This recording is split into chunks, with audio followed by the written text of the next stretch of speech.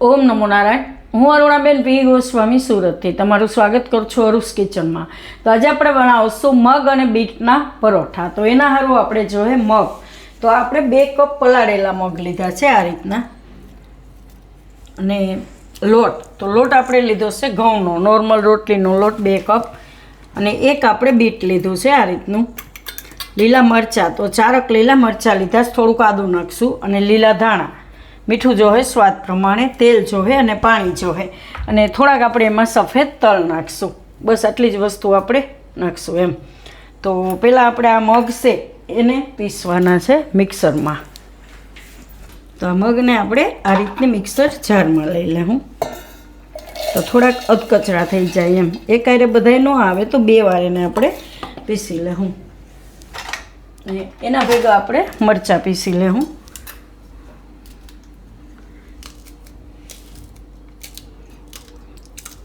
આ રીતે મરચાં તો 2 વાર અડધું આપણે પીસી લેવું. તો આદુ ને મરચાં 2 આપણે આમાં ભેગા પીસી લેવું, એટલે ભેગું પીસાઈ જાય એકદમ સરસ. તો આદુને આપણે છાલ કાઢી નાખશું.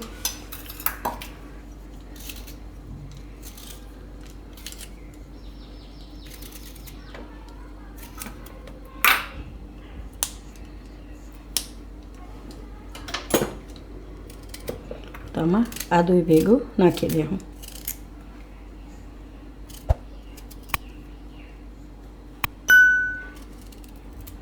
તો આને પીસી લેવું. તો 2 મગ આપણે પીસી લેવું, થોડા 2 વાર એમ. તો આને આપણે પીસી લીધા સારી રીતના. આ રીતના જ કચરા થઈ જાય એવા એમ. તો આને કાઢી લેવું.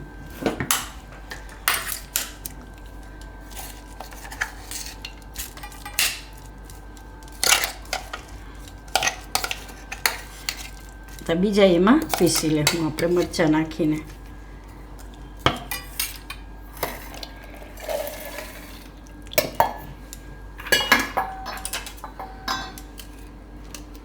તો બધાય મગ આપણે આ રીતે પીસી લીધા છે. તો એનો આપણે થોડુંક વઘાર કરી લેવું.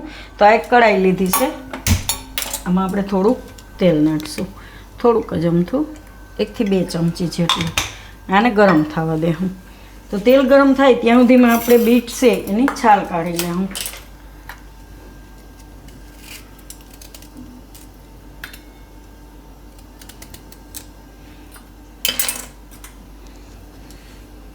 આને આપણે આ રીતે છાલ કાઢી લેવું.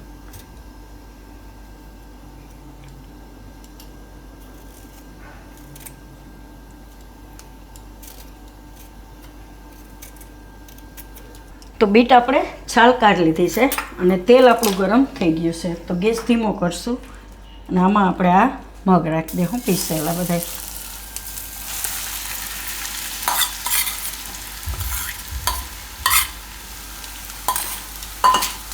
અને ફેરવી લેવું.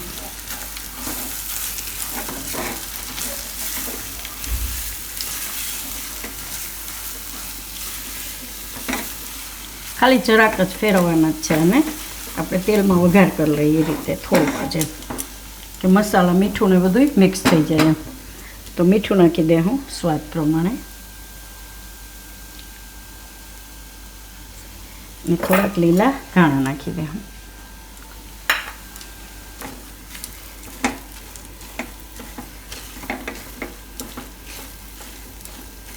બસ આ રીતે ખાલી ફેરવવાનું જ છે. હવે ગેસ બંધ કરી દે હું.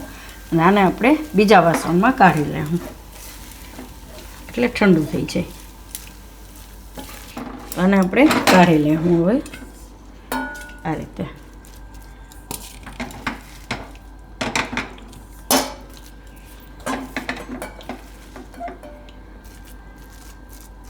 અને ઠંડુ કરી લેવું. તો આ બીટ છે એને આપણે ટુકડા કરીને મિક્સર જારમાં લઈ લેવું. એને આપણે પીસવાનું છે.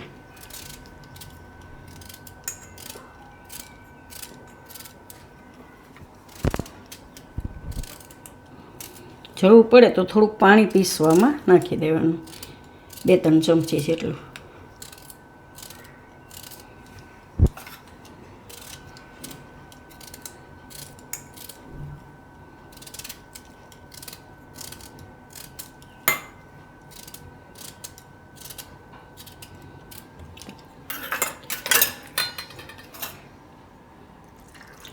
આને આપણે પીસી લેવું. તો બીટ આપણે પીસી લીધું સારી રીતનું. થોડુંક પાણી નાખીએ એટલે અસલ થઈ જાય એમ. તો આને આપણે કાથરોટમાં લઈ લેવું.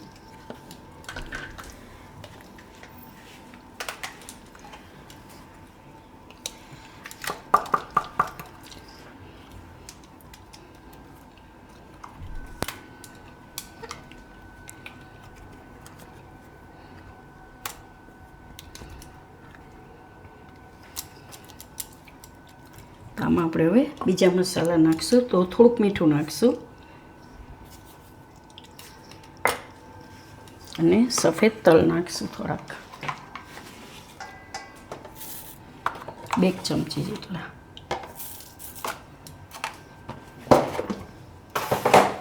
થોડુંક તેલ નાખીશું.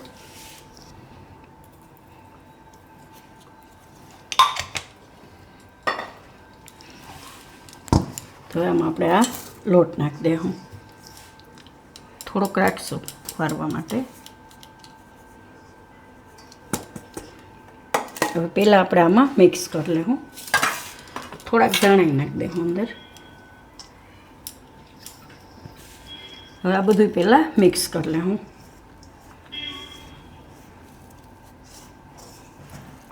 પછી જરૂર પડે એ પ્રમાણે આપણે પાણી નાખીને લોટ બાંધી લેવું. તો આ બધું આપણે આમાં મિક્સ કરી લીધું. હજી સુધી આપણે એમાં પાણી નથી નાખ્યું. તો હવે આપણે થોડુંક પાણી નાખીશું. તો પાણી નાખીશું આપણે આ મિક્સર જારમાં. તો એમાં જે છે એ બધું આવી જાય એમ આ રીતે.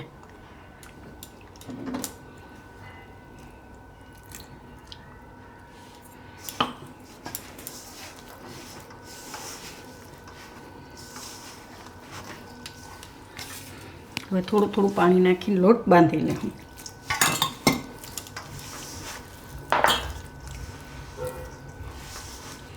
તો લોટ આપણે આ રીતનો બાંધવાનો છે. બહુ ઢીલો નહીં, બહુ કઠણાઈ નહીં, એ રીતનો એમ. તો આમાં થોડુંક આપણે તેલ નાખી દેવું ઉપરથી.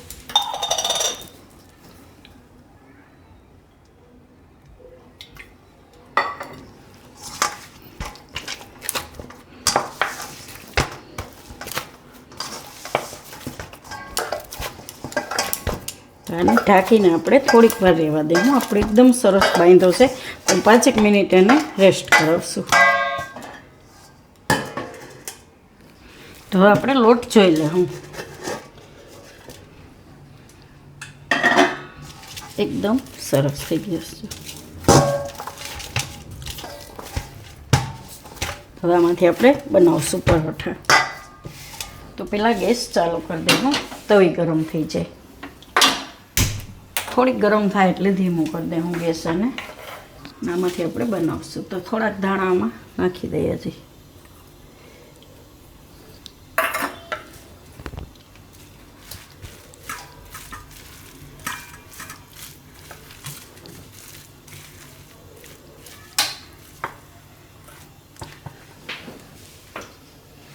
આમાંથી એટલું લઈ લે હું આ રીતનું.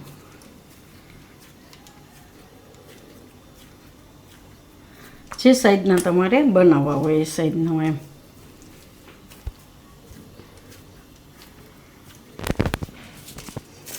થોડુંક લોટવાળું કરીને વણી લે રોટલી એક.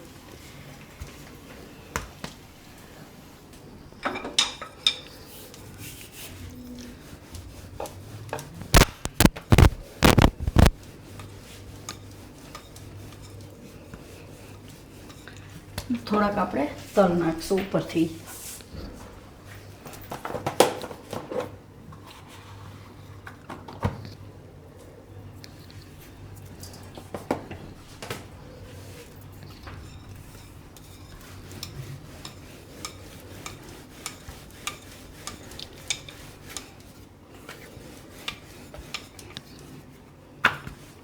તમે જેટલી રોટલી આ રીતે મોટી વણશો એટલું તમારે પરોઠું બનાવવું ઇઝી થઈ જાય. તો આ રીતે વણી હવે એને ફેરવી લેવું. આમાં વચ્ચે સ્ટફિંગ નાખશું. આ મગનું જે બનાવ્યું એ.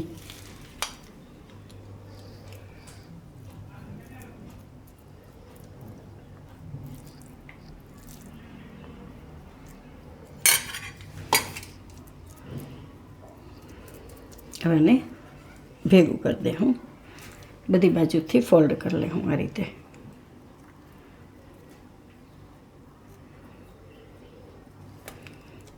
આ રીતે પોટલી બનાવી લેવાની. પછી ઉપરથી આ રીતે કરીને લોટ ઉપરથી વધારાનો કાઢી નાખવાનો આ રીતનો, બીજા પરોઠામાં વાપરી નાખવાનો ને બધું આ રીતે સેટ કરી લેવાનું. એટલે આ રીતે દબાવી દેવું એટલે બધી બાજુ સેટ થઈ જાય આ રીતનું.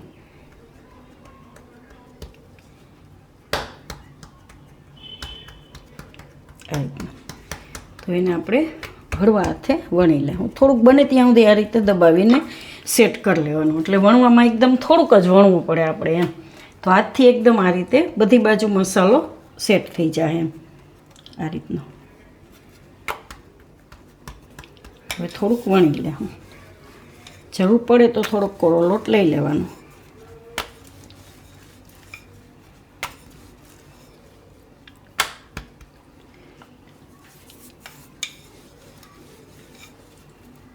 એકદમ હળવે હાથે વણી લેવાનું.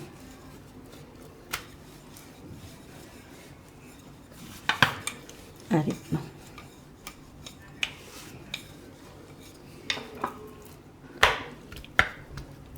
થોડુંક ચાલુ રાખવાનું આ રીતનું.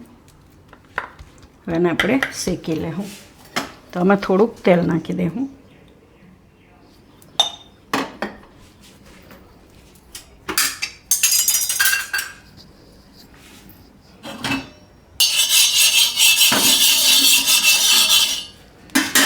અને શેકી લેવું આપણે.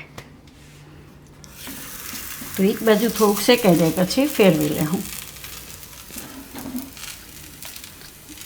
તમે ઘીમાંય બનાવી શકો ને તેલમાંય બનાવી શકો.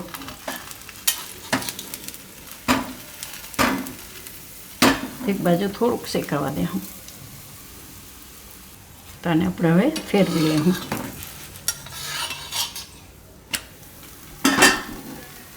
બીજી બાજુ શેકી લેવું.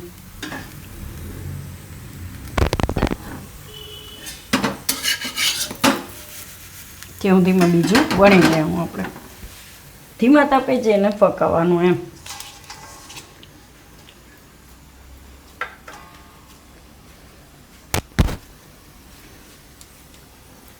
આને આપણે હવે ફેરવી લેવું. તો બીજી બાજુ શેકી લીધું છે આ રીતનું.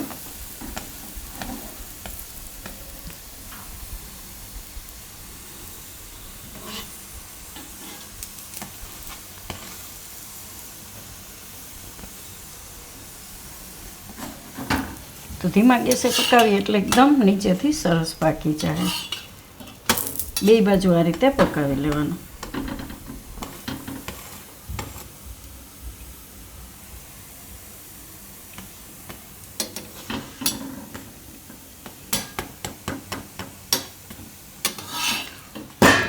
આ રીતનું પછી કાઢી લેવું એને ડીશમાં.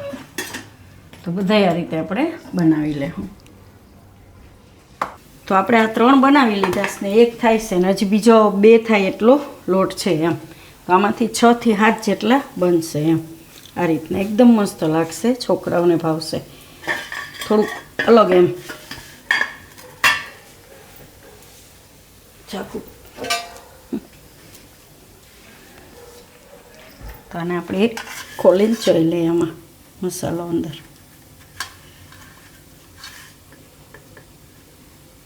એકદમ સરસ એમ. મગ અને બીટ ગરમ છે.